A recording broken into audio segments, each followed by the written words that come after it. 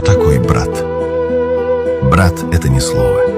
Это чувство, которое нельзя объяснить, только прожить. Брат — это тот, кто знает твою тишину, не просто слышит, а понимает ее. Когда ты улыбаешься, а внутри все рушится, он видит это без слов.